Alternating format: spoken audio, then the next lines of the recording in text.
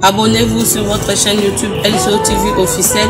C'est la chaîne de la vôtre qui va vous diffuser les informations en temps réel.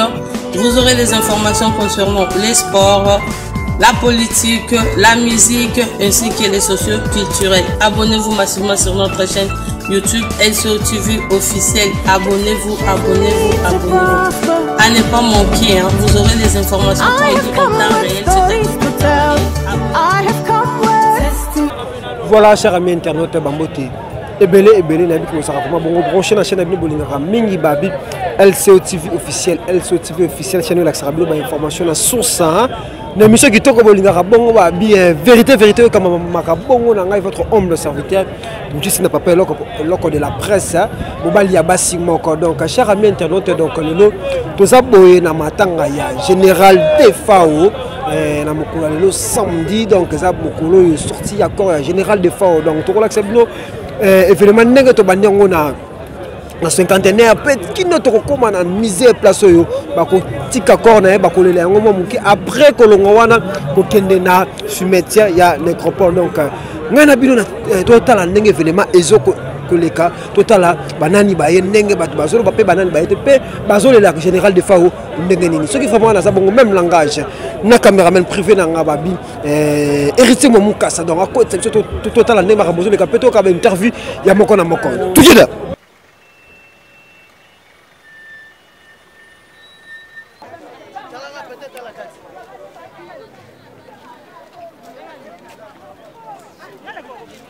Outil. Oh. Souverain. Solution. Frère de l'État. Osara Moussala.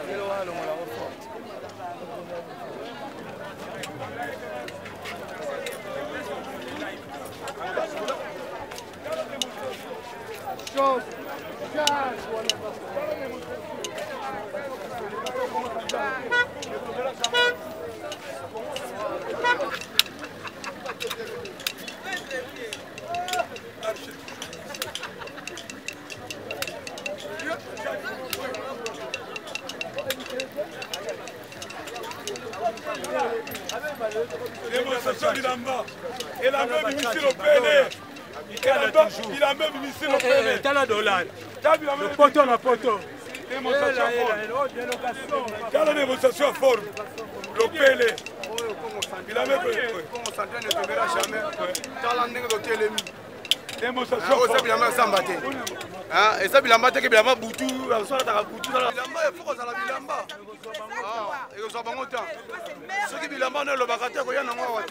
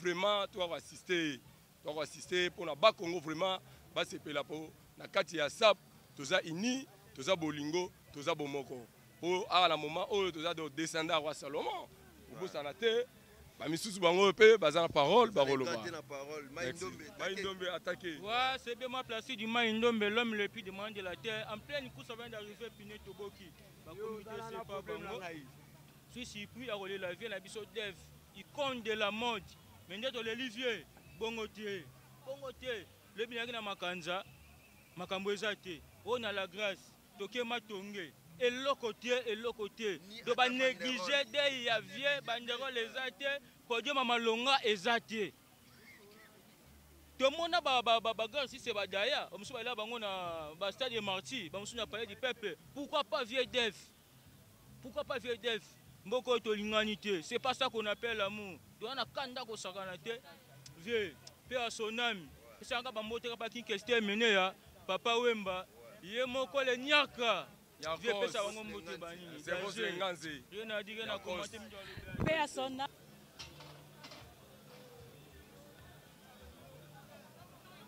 abushaka te alobaka te amelaka mai te aliaka te toyebi aso fait comment donc toyebi te mo botala Montréal benda sokisi biso kotana motema abefora biso ya jeti epai okei yopema na boboto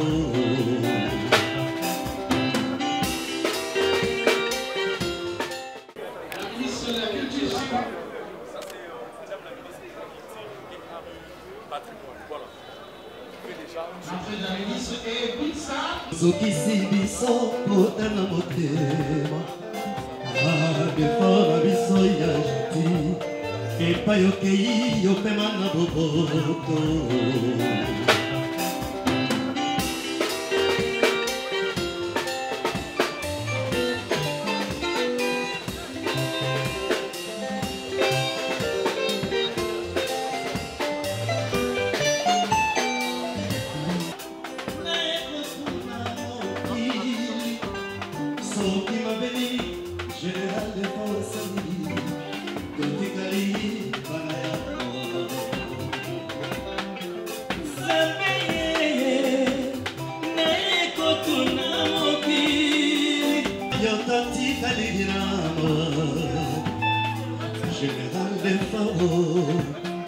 yozokisi biso potana motema adefora biso ya jeti epai okei yopema na boboto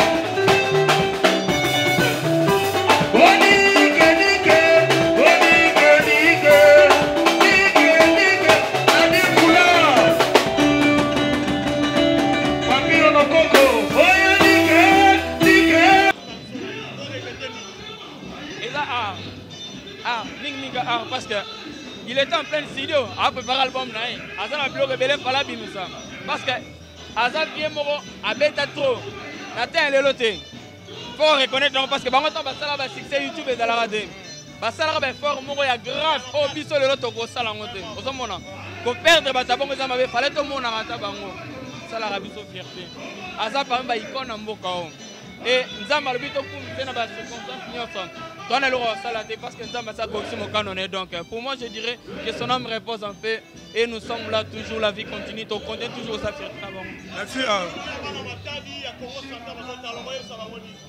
et bambotela bango baza tellement belé na linga bango mingi et wana eza mabele na ngai eza juste kande na lobaki de mana ba émission tout les gars non chaque chose à son temps et année au 2022 na yebi que ça année mo ya grâce ya élévation et bénédiction na roya to mano solo la mo tiko en face na ba souvenir et belèvement wana za père vraiment papa pona ngai et à saler belé à saler vraiment belé prévaner na yemane nzemo moro avant à l'étranger d'ailleurs et je suis le seul au peut-être na zala na ba moment tout y a pas si na bisengo tout ça m'a belé tout sungana na bandenge belé donc c'est un papa pour moi j'ai des larmes aux yeux je naza hérité à ozalana sika to ko mona nenga la lion bato belé bato batala disparition donc ça me fait vraiment mal au cœur c'est que moi je dirais ça nzamba ko ça a ko mon canon na quoi il soit loué voilà sango ya matanga na ye ya magango ndeni écoutez ki wapi j'étais à moi j'étais chez moi à la maison et c'était vraiment choquant c'était vraiment pas si mais non ça ni donc voilà okolo banili passé dans raso qui présent Koufi orchestre na epé Koufa mais tout le monde dit que ça raison okolo pesa ba message nini ya bazara na bolingo non l'artiste ne meurt jamais Mutuna Koufa mais arrêtez là et il a beaucoup de chansons comme les groupes là je dirais à mes jeunes frères que non faut pas travailler dire bazala vraiment concentrer parce que biso ne tobe dans l'orchestre vous non dans l'avenir né bazala souder va travailler oyo ba prena que pas na ba exploitant donc là on nous retenir malamu et pas venabiso ça va vivre et c'est le seul et unique artiste on a mona aza cool et puis sympa et na habité ça dans la mission moi zalani na compte à rendre monnaie je ne crois pas. Je crois pas. Bref, l'artiste congolais est belé. Sur 100%, 90%, je dirais. Des fois, après ça, on va bilamba. Moi-même aussi, je fais. Solo, on a témoin. Mais je te dis la vérité. Non, des fois, là, tu as été dans le boga. Non, comme beaucoup de Nazar, mon artiste est belé, ça me fait trop mal au cœur. Des fois, là, tu as vu surtout. ala tchaba vient c'est belé moi na tanga ba kombo ya te azala na bango pe bien et ça fait vraiment mal au cœur parce que oza matanga na biso ya et ya matanga na biso parce que o akufi azam mo mnena sala trop na musique ça ça va artiste monsieur choqué au peu je l'ai remarqué ouais choqué na remarqué ngo ko choqué vraiment te moi personnellement à ce que je salue mon frère moi personnellement je dirais et choqué nga vraiment te même était ngande étiqué nga quoi étiqué nga et faut te comprendre le romoro o ba bengi savoir vivre faut to la nango hein parce que lelo ya keiti lobi ezamutu sus so so mi bongi secte cercle ya kilo et ça la bien biso na nga bebele ba rolela kulu na ngai ça il était bien envers les gens et c'est un homme qui respectait vraiment beaucoup de gens donc voilà oui ce matin bien ba tu va otala yo ro c'est la biso ta mo extrait ya vieux Willy Natinali Yambo, Namboka Yamadadi Nalimbi, Yale Comisole Yama, Willy Papa, Bengana Mom, no, I'm a man Willy Papa, Ponio Tikina Koyo, Papa, Ponio, Nantemutimbanay, Nantemutimbanay, les larmes, Bowling and Yatin, Zuba Deception, Petite Tanos Namotema. Hôpital Makota na mukini bateta donc na manze mon on est là obi que to sala nze mon ngane libanda avant na zonga tanga za next a contribué un peu financièrement ya makasi je disais c'était vraiment un papa pour moi et nane sengo kutene na sala ba interview parce que OK merci ndeko na ngai pe ya Congo central puis voilà c'est ça. Quels sont des bons souvenirs aux gens Non, bah, souvenir déjà résumé, pas de polémique. C'est un bon chanteur, un bon danseur. Asali Moussala Naye, Nandenge, il fallait. Donc c'est un modèle, voilà.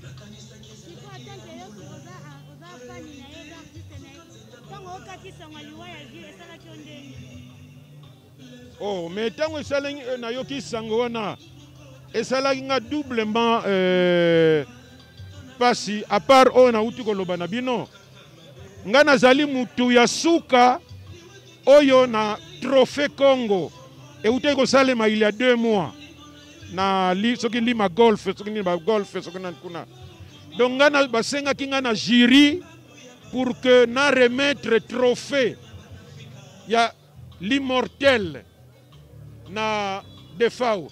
Donc Moutasuka Oyo basenga ki a remettre trophée na defao comme on a eu Masumu de Brendé. Donc c'est quand même quelque chose d'inoubliable. Voilà. Merci beaucoup. Musicien de notre pays, mais c'était comme un père aussi pour moi. Parce que je l'ai fréquenté, j'avais... À l'époque, j'étais trop jeune. Vers 90 déjà, je les connaissais il y a cela longtemps, mais vers 90 que je fréquentais maintenant. Des fois, à l'époque, il était à Nguerengue. Nous aussi, on venait des Bandal pour venir emménager à Nguerengue.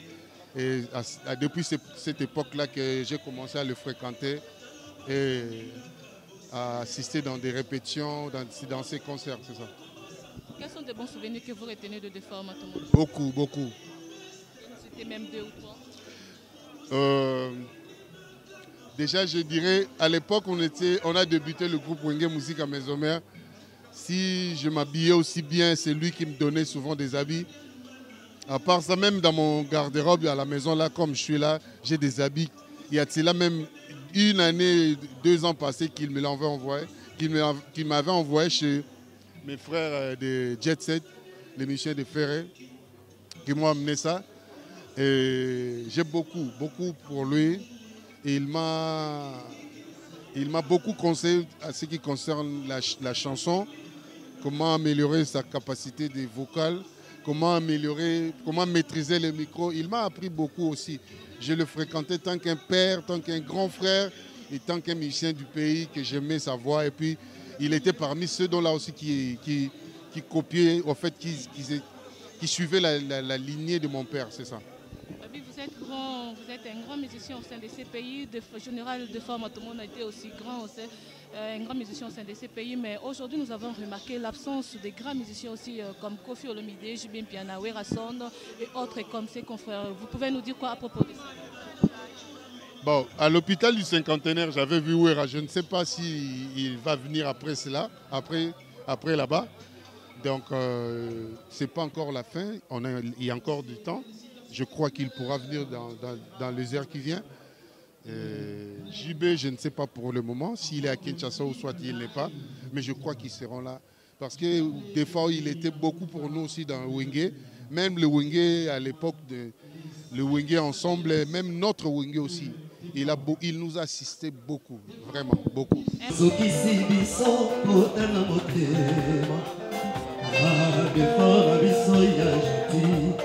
Et pas yo kei yo pema na boboto.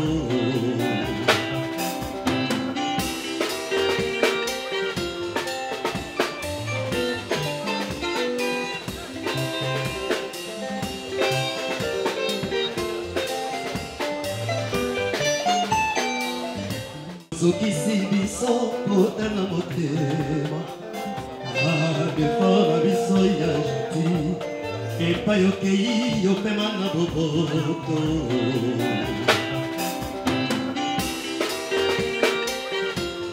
Soutenir Bissot, on a ton père des Aïe, grand frère. Vraiment, ma souvenir les ébélés. Merci beaucoup. Merci. On le voit moi, Sima. Sima. D'accord, merci.